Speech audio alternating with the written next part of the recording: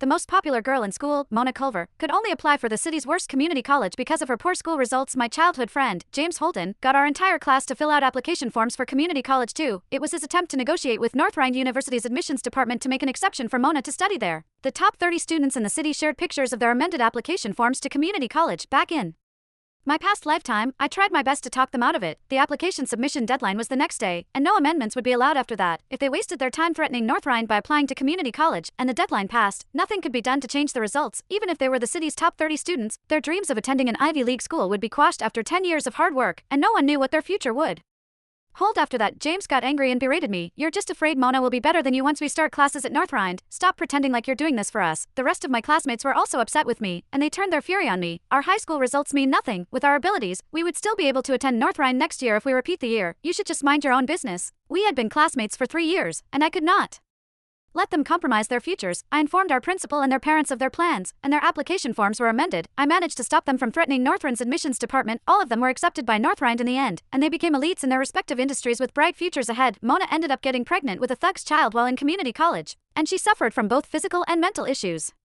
She fell into deep depression and even attempted suicide several times. James broke down when he learned the truth, and he blamed it all on me. He worked with our classmates to fabricate evidence that I committed plagiarism, and they poisoned my drink. Even my parents were burned to death by a patient from a mental hospital. When I was reborn into this lifetime, I saw James change our group chat's name into Fight for True Love. Let's go to North Rhine together. I left the group without hesitation and blocked everyone's numbers. Chapter: When I was poisoned and on my deathbed, Mona Culver arrived by my bedside with reporters in tow. She cried sadly. When every classmate of mine was willing to give up going to North Rhine, the country's top university, Celeste Somner insisted on reporting this issue. Because of her, I ended up in community college instead. Celeste used to bully me back in high school because she always thought I was stupid. She would look at me condescendingly whenever I had questions about our homework and insult me, telling me that a girl with an IQ like mine should just quit school and marry a man. When I started at community college, she was jealous of me when she found out James Holden had a crush on me, so she paid some hooligans to assault me. Regardless, we were still classmates, so it makes me so sad to hear about her getting poisoned. Mona's sadness touched the internet, and a huge discussion erupted online. Which is more important, a person's character or their education level? Our classmates came forward as witnesses, backing up Mona's story. They claimed that Mona had always maintained good results, but she had accidentally gotten food poisoning before her final exam, which affected her usual standard of performance. The local education department held a last-minute meeting and decided to make an exception for her, giving her a spot in college.